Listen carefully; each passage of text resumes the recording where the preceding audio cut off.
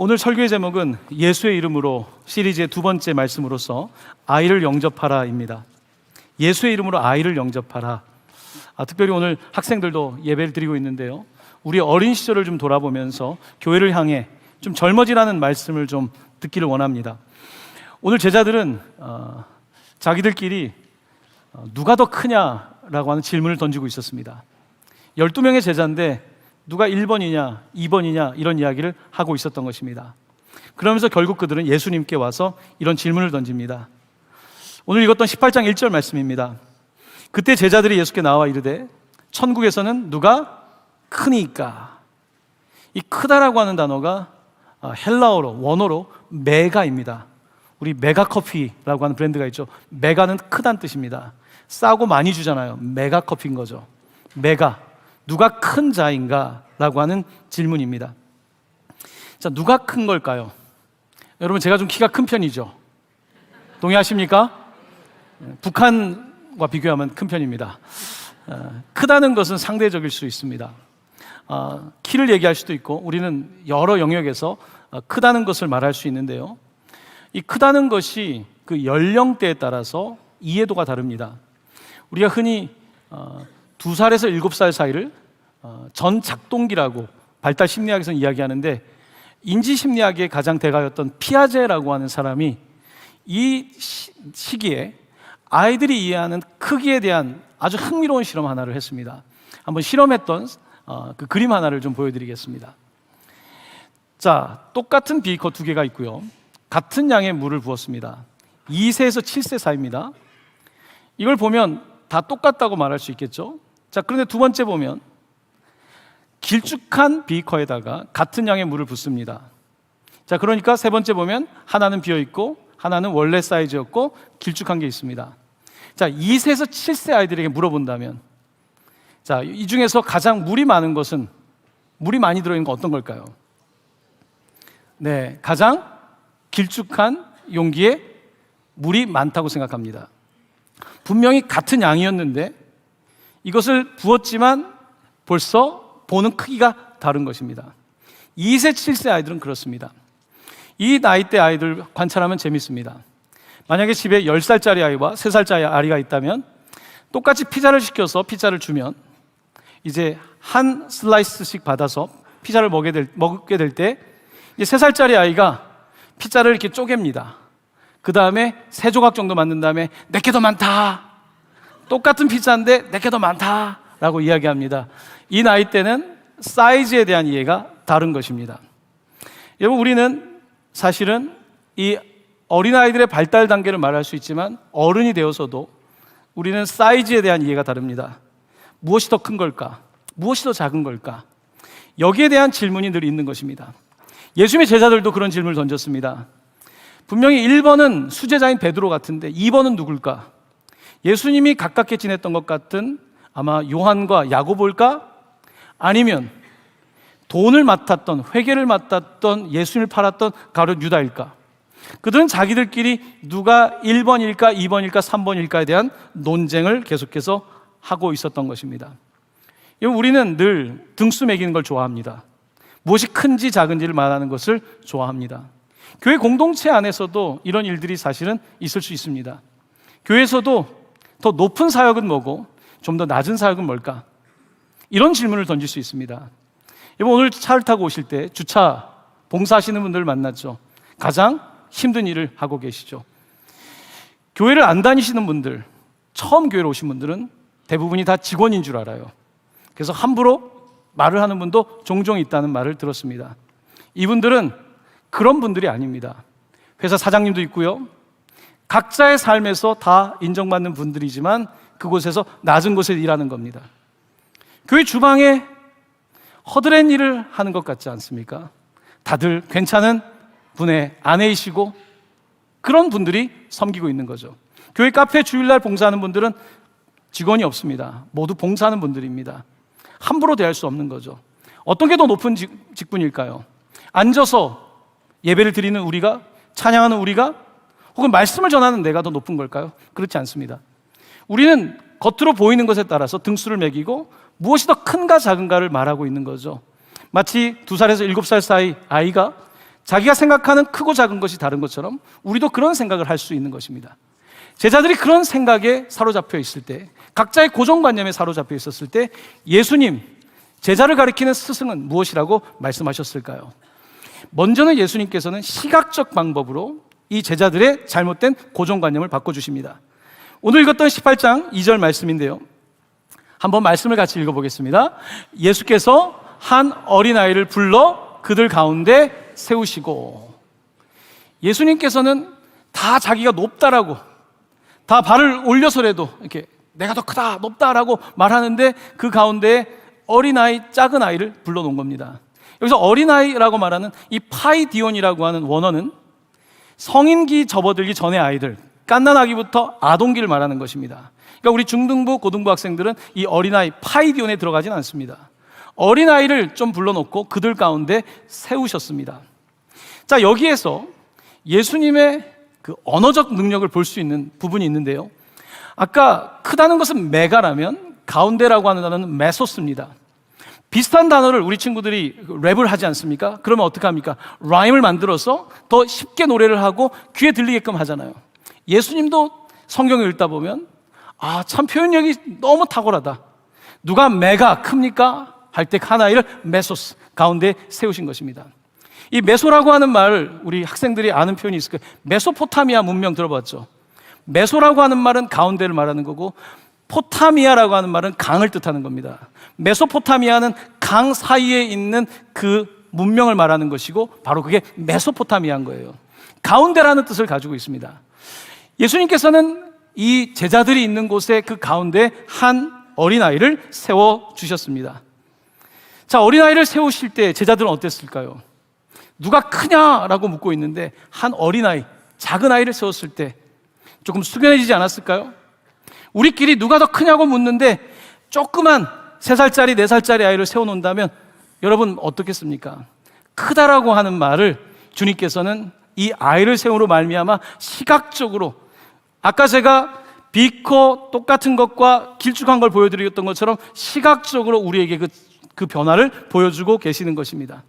자, 그러면서 주님께서 뭐라고 말씀하시냐면 오늘 18장 3절 말씀인데요, 같이 말씀을 봉독하겠습니다. 진실로 너희에게 이르노니 너희가 돌이켜 어린 아이들과 같이 되지 아니하면 결단코 천국에 들어가지 못하리라. 아멘.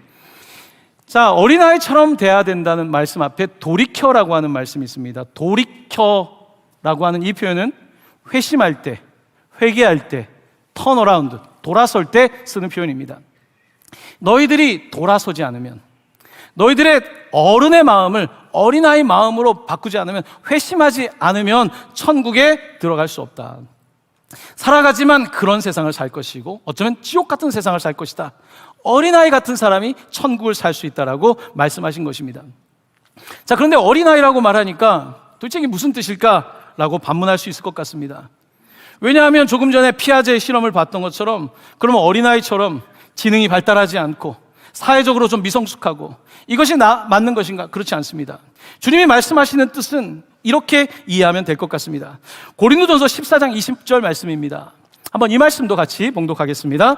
형제들아, 지혜는 아이가 되지 말고 악에는 어린아이가 되라. 지혜는 장성한 사람이 되라. 아멘. 아멘. 지혜는 어른처럼, 하지만 악에는 어린아이가 되라. 저는 이 말씀을 제 개인적으로 조금 의역을 한다면 너무 잔머리를 쓰지 말아라. 악에는 어린아이가 되지 말라는 것은 어쩌면 너무 다른 사람을 앞서가려고 잔머리 쓰면서 악한 데에 너무 꾀를 부리지 마라, 이렇게 말씀할 수 있을 것 같습니다. 왜냐하면 지혜는 악인의 꾀를 쫓지 않는다고 시편 기자가 말하고 있지 않습니까? 우리가 악하다는 것은요, 꾀가 많은 것입니다. 순수하지 못한 것입니다. 나름대로 전략을 세우는데 그 모든 것들이 어린아이 같지 않을 때에 주님께서는 천국을 누릴 수 없다라고 말씀하고 있는 것입니다. 로마서 16장 19절 말씀입니다. 너희가 선한데 지혜롭고 악한데 미련하기를 원하노라. 악한데 어린아이 같기를, 악한데 미련하기를 원한다고 말씀하고 있는 것입니다. 사랑하는 성도 여러분, 오늘은 어린아이에 관한 말씀을 드리고 있습니다. 여러분은 요즘 좀 어린아이 같은 마음이 있습니까? 요즘 우리 사회는 고령 사회로 들어갔다고 이야기를 합니다.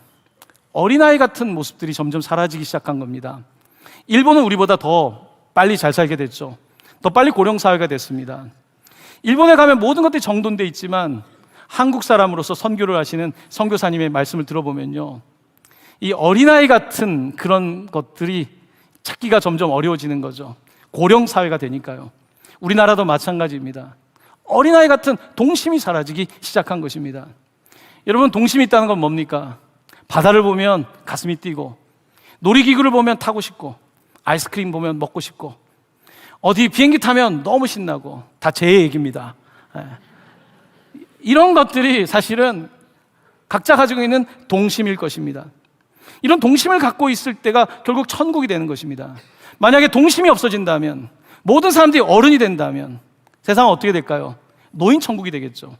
노인천국은 말로는 천국이라고 말할 수 있지만 절대로 그렇지 못할 것입니다.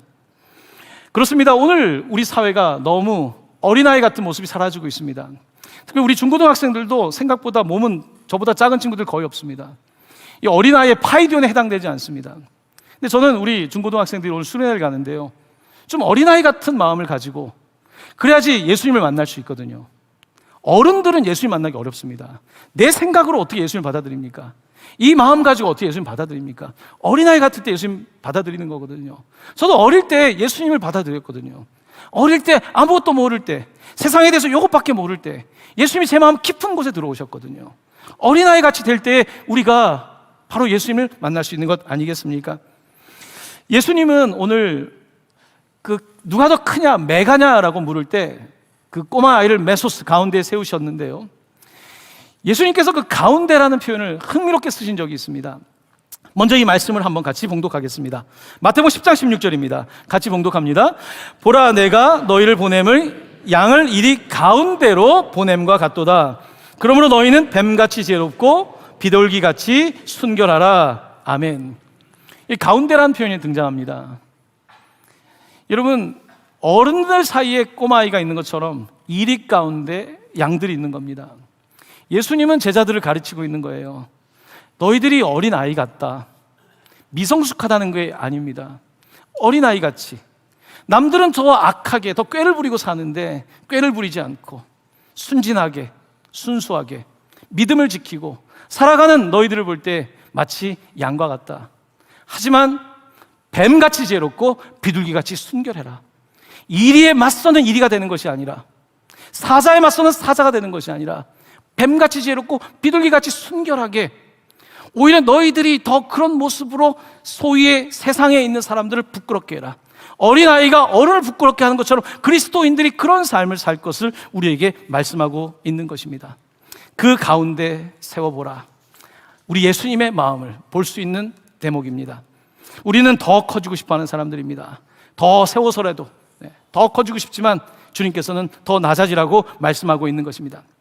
자, 벌써 1번, 2번 넘어서 3번으로 왔습니다, 여러분. 3번에는 여러분들이 좋을까봐 이제 제가 별짓을 다 합니다.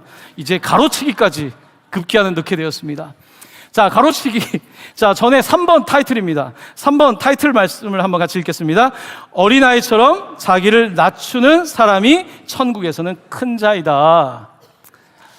천국에서 큰 자, 천국에서 메가인 사람은 어린아이처럼 자기를 낮추는 사람이다. 자, 스승이 낮추라고 하면 스승이 먼저 낮춰야지 제자들이 낮출 거 아닙니까? 자, 빌립보서 2장 8절은 낮추신 주님에 관한 말씀입니다. 자, 가로치기입니다. 자기를 낮추시고 죽기까지 복종하셨으니 곧 십자가에 죽으심이라.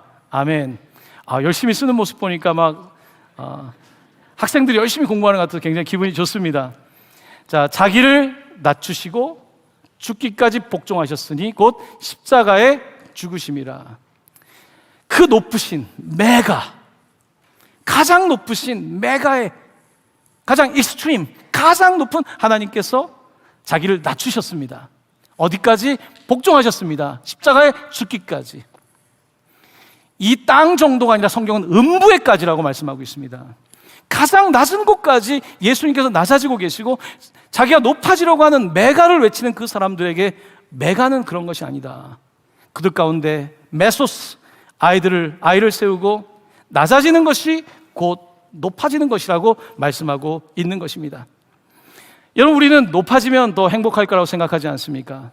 하지만 높아진다고 행복한 것은 아닙니다. 아이들이 행복한 거예요. 어른들은 웃음기가 많이 사라져요. 어른들은 늘 근심 걱정하고 살아요. 아이들은 작은 거에도 막 웃고 재밌어요. 아마 수련회 가면 아이들이 콘도 가서 방마다 별거 아닌 거에 시끄러울 거예요. 재밌는 거예요. 아무것도 아니어도 재밌는 거예요. 아이 같은 모습일수록 더 그런 거예요. 그렇게 천국이 있는 것입니다. 예수님께서는 마태복음 11장 28에 30절에서 이렇게 말씀하셨습니다. 수고하고 무거운 짐진 자들아 다 내게로 오라. 내가 너희를 쉬게 하리라. 그 다음 말씀 같이 읽겠습니다. 나는 마음이 온유하고 겸손하니 나의 멍에를 메고 내게 배우라. 그리하면 너희 마음이 쉼을 얻으리니 이는 내 멍에는 쉽고 내 짐은 가벼움이라 하시니라. 아멘. 온유하고 겸손한 그 짐이 가볍다고 쉽다고 말씀합니다. 이 짐이 더 쉬운 것입니다.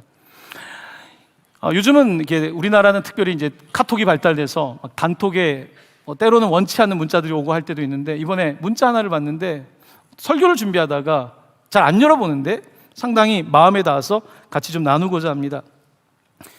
중국에는 전통적으로 유교가 있고, 우리나라 유교 영향을 많이 받았죠. 도교가 있습니다. 타오이즘이라고 하는 도교가 있는데요, 도덕경, 가장 핵심적인 도교의 지도자는 노자입니다. 노자에게 상룡이라고 하는 스승이 있었는데, 상룡이 임종을 앞두고 있었습니다. 그때 노자는 급히 스승님을 만나서 마지막 임종 말씀을 드리려고 했습니다. 스승님, 한 말씀만 해주십시오. 그때 상룡이 말을 하는 것이 아니라 입을 딱 이렇게 벌립니다. 입을 벌리고 나니까 이제 노자 입장에서는 스승님 한 말씀만 해주십시오. 그때 스승이 묻습니다. 무엇이 보이냐? 혀가 보입니다 라고 답변을 했습니다. 이빨은 보이지 않니? 네, 보이지 않습니다. 너는 이게 무슨 뜻인지 아니? 딱딱한 것은 사라지고 부드러운 것만 남는다. 혀만 남지 않습니까? 노인이 돼서 이빨이 다 빠지고 혀만 남으니까, 그때 스승은 이렇게 말합니다. 약하고 부드러운 것만 남는다. 그래서 생긴 사자성어가 유약겸하랍니다. 유약겸하. 부드럽고 약하고 겸손하고 낮추는 것만이 남는다는 것입니다. 그렇습니다. 높아지는 것들, 여러분 언젠가는 그 자리에서 내려와야 되잖아요. 많이 가지고 있는 것들 죽을 때 가져가지 못할 거잖아요. 내가 쌓아왔던 많은 커리어, 그거 계속 가져가는 거 아니잖아요. 사실은 약하고 부드럽고 겸손하게 낮추는 것만 남는다는 노자의 가르침은 아마 망고의 진리일 것입니다. 성경 우리에게 가르칩니다. 작은 것, 보잘것없는 어린아이가 큰 산이 된다는 것입니다. 마치 겨자씨 한 알이 눈에 보이지 않을 정도로 작지만 이 겨자씨 한 알이 다른 나무들보다 더 높은 겨자씨 나무가 되는 것처럼 하나님의 나라는 그렇다고 말씀하고 있습니다.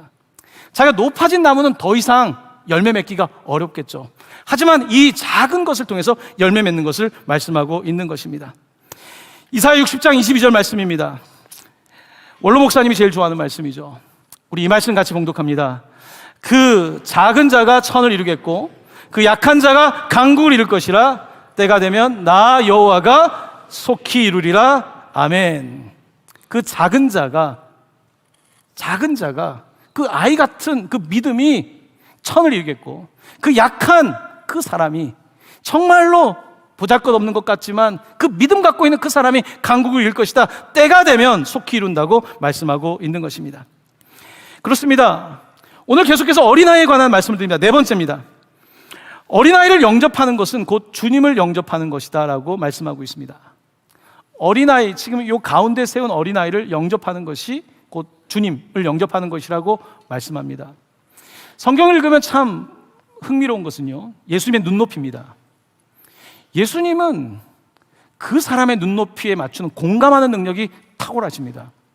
사마리아의 여인을 만나면 그 여인의 눈높이에 맞추고요, 중풍병자를 만나면 중풍병자의 눈높이에 맞추고, 아이들을 만나면 아이들의 눈높이에 맞춥니다.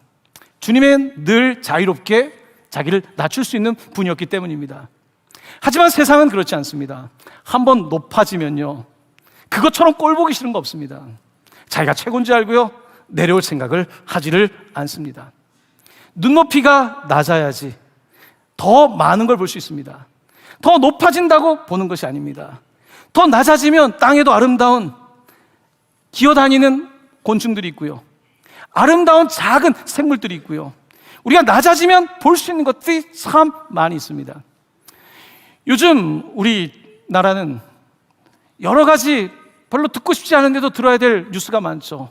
4월 10일 총선입니다.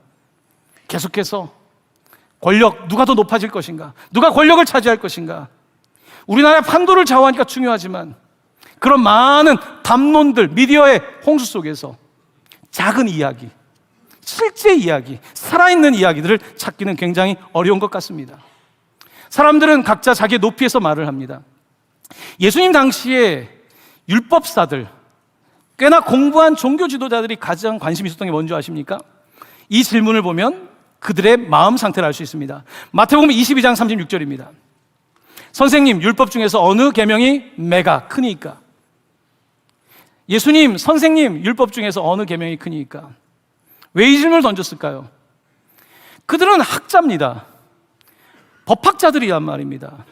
어느 법조항이 맞습니까? 항상 법을 따지는 거예요. 항상 전 세계를 지배하고 그 나라를 지배하는 사람은 법을 갖고 있는 사람들, 그 법대로 가는 이유 아닙니까? 그 당시에 예수님을 맞섰던 사람들은 전부 다 법학자들이었습니다. 선생님, 법 중에서, 율법 중에서 어느 계명이 매가 가장 큽니까? 라고 말하면서 자기의 법지식을 뽐내고, 또한 나는 법을 지키는 사람이라고 하는 도덕적 우월성을 주장하기 위해서, 자기의 의로움을 주장하기 위해서 이 주장을 하고 있는 겁니다. 이 질문을 하고 있는 것입니다. 예수님은 이 질문에 대해서 놀라운 말씀을 하시죠. 마태복음 22장 37에서 39절입니다. 예수께서 이르시되 내 마음을 다하고 목숨을 다하고 뜻을 다하여 주 너의 하나님을 사랑하라 하셨으니 이것이 크고 첫째 되는 계명이요 둘째도 그와 같으니 내 이웃을 내 자신같이 사랑하라 하셨으니, 예수님에게 주신 계명은 무엇이 큰 계명이냐가 아닙니다. 당신은 하나님을 사랑하고 있습니까? 하나님의 사랑이 들어오면 자기를 사랑하게 됩니다. 하나님의 사랑이 들어와야 비로소 나를 사랑하게 됩니다. 그때 이웃을 사랑할 수 있습니다. 당신은 사랑하고 있습니까? 계명을 말하는 사람에게 그 진심을 물어보고 있는 것입니다. 그런즉 믿음, 소망, 사랑 이 세 가지는 항상 있을 것인데 그 중에 제일은 무엇이라? 사랑이라. 바로 사랑을 말씀하고 있는 것입니다. 매가를 말하는 사람에게 한 아이를 세워놓고 낮아지라고, 더 사랑하라고, 더 겸손해지라고 가르치고 있는 것입니다. 우리 주님은 이렇게 시각적으로 사람들을 가르치고 계시고 말씀 하나하나를 하고 있는데 제자들이 알아들을까요? 늘 제자들은 한 발 늦겠죠. 알아듣기가 쉽지 않았을 것입니다. 마태복음 18장 5절 말씀입니다. 같이 봉독합니다. 또 누구든지 내 이름으로 이런 어린 아이 하나를 영접하면 곧 나를 영접함이니. 아멘. 어린아이 하나를 영접하는 것이 곧 주님을 영접하는 거랍니다. 어린아이를 영접하지 않고 내 눈높이를 낮추지 않고 예수님의 마음을 읽을 수도 없고 그를 영접할 수도 없는 것입니다. 사랑하는 성도 여러분, 오늘 주님께서는 우리 가운데에 메소스에 어린아이를 세우십니다. 우리 청소년들도 마찬가지입니다. 나보다 더 어린아이를 세우실 때 우리는 에이고 어리다, 그것도 못 풀어, 피아제 이론처럼 너 그것도 몰라, 아직 발달이 덜 됐네 라고 말하겠지만 주님은 다릅니다. 이 어린아이를 보라는 것입니다. 이 어린아이를 세울 때에 주님은 무엇을 말씀하고 있습니까? 어린아이에게 배우라는 것입니다. 배우라는 것입니다. 여러분, 우리 대한민국 사회는 빨리 어른이 안 되면 경쟁에서 이기기 어려운 사회입니다. 어릴 때부터 발달 단계에서 말하는 것보다 훨씬 빠른 단계로 우리는 자녀들을 가르칩니다. 유치원 때부터, 아니 그 전부터, 엄마 뱃속부터 우리는 온통 가르치는 데 관심이 있습니다. 아이들이 조금이라도 더 빨리 가야 되니까요. 요즘 강남에서는 의대를 가기 위해서 유치원반이 생겼다고 하지 않습니까? 조금씩 더 빨리 가야 되는, 누가 더 점수가 높을까 문제 아닙니까? 언제까지요? 고3 때까지. 오늘 우리 사회는 뻔히 알면서 이 엄청난 경쟁의 시간과 에너지를 쓰고 있고, 안타깝게도 우리의 자녀들은 어린 시절을 어린아이답게 살지 못하고 있습니다. 안타까운 이야기죠. 펜실베니아 주립대학의 샘 리처드슨이라고 하는 아주 저명한 사회학자가 있습니다. 한국에도 방문해서 인터뷰도 하고 그랬죠. 그의 수업이 굉장히 파격적이어서 특별히 그가 한류 문화에 집중했죠. 한류가 뜨는 것을 집중했고, BTS가 전 세계에 뜰 것을 예언했던 사람 중에 하나가 바로 샘 리처드슨이죠. 인터뷰하는 한국의 어떤 분이 그에게 묻습니다. 우리나라 교육에 대해서 한 말씀을 해주십시오 라고 물었을 때, 그가 우리나라에 대해서 함부로 사회학자지만 말하는 게 어렵지 않습니까? 그가 이런 말을 합니다. 한국에 있는 학생들은 다 똑똑하고 좋은데 원아웃, 대학교를 올 때쯤이면 이미 지쳐 있더라. 원아웃, 웨어아웃, 다 달았다는 거예요. 반면에 미국의 학생들을 보면 그들은 대학을 입학할 때 웜업, 이제 웜업을 해가지고 경기를 뛸 수 있는 상황이 된 거예요. 안타까운 거죠. 공부가 지겨워지는 거예요. 정작 공부를 해야 될 때 고등교육, 하이어 에듀케이션이라고 하는 대학교와 대학원에서 정말 공부를 해야 되는데 이미 에너지를 다 썼어요. 공부할 힘이 없어요. 그 힘을 가지고 끝까지 공부했는데 취업 문턱에서 실패할 때 그 충격은 만만치 않습니다. 저는 20대 초반에 조현병, 안타까운 질병에 걸린 사람들을 꽤나 상담했습니다. 열심히 달렸습니다. 달린 결과가 보상받지 못할 때 그 충격은 뒷감당이 되지 않습니다. 여러분, 오늘 우리는 아이를 보면서 아이다움을 잃어버린다면 이것은 사회에 큰 마이너스일 것이고 하나님 천국과는 거리가 먼 것일 겁니다. 오늘 우리는 알면서도 그렇게 이 사회의 구조 안에서 살아가고 있는 구성원이 되어 있는 것입니다. 사랑하는 성도 여러분, 부모님의 고민이 깊습니다. 수련회를 보낼까 말까. 저 때도 그랬습니다. 저도 치열한 학창시절을 보냈습니다. 수련회 2박 3일을 빠지는 게 다른 애들은 다 공부하는데 쉽지 않은 결정이었죠. 늘 수련회를 갈 때마다 한켠에는 성적이 유지될 수 있을까에 대한 불안함이 왜 없었겠습니까? 하지만 그래도 늘 주님을 선택하려고 했던 그 선택에 대하여 후회하지 않습니다. 사랑하는 성도 여러분, 우리 자녀들이 빨리 어른이 되는 것은요, 어른들의 불안 때문입니다. 어른들이 불안하기 때문에 빨리 키워내는 겁니다. 빨리빨리 키우지 않으면 안 된다고 생각하는 것입니다. 요한 사도, 그는 요한복음을 썼고 요한 1서, 2서, 3서, 요한계시록을 썼죠. 그가 보낸 편지 요한 1, 2, 3서를 보면요, 그가 나이 들었을 때 성도들을 부를 때 My children, 내 자녀들아 라는 표현을 많이 사용합니다. 요한 1서 4장 4절입니다. 자녀들아, 너희는 하나님께 속하였고 또 그들을 이겼나니 이는 너희 안에 계신 이가 세상에 있는 자보다 크심이라. 아멘. 여러분, 이 말씀을 잘 보십시오. 예수님과 요한의 마음은 같습니다. 여러분, 자녀들아, 이리때 같은 세상이 여러분들을 둘러싸고 있지만 여러분들은 하나님께 속했습니다.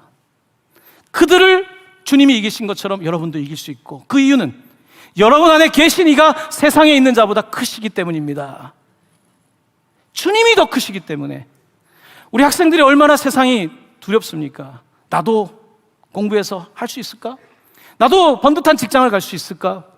다른 사람이 나는 공부를 못해서 학교를 잘 가지 못하면 어떻게 볼까? 우리는 두려움 속에 사는 거죠. 하지만 주님은 말씀하고 있습니다. 세상보다 주님이 더 크시다. 메가, 세상에 있는 그 누구보다 메가, 바로 주님이 크시다고 말씀하고 있는 것입니다. 우리 주님이 크십니다.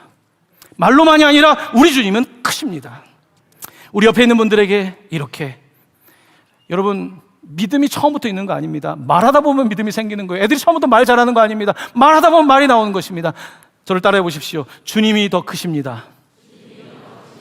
자, 옆에 있는 분들에게 주님이 더 크십니다. 주님이 더 크십니다. 자, 우리 친구들, 주님이 더 크십니다. 주님이 더 크십니다. 할렐루야? 믿으십니까? 자, 수련회 가서는 아멘이라고 나올 텐데 지금 웜업을 하는 거예요. 우리 학생들과 함께. 그렇습니다. 주님이 더 크십니다. 오늘 본문은 이렇게 끝이 납니다.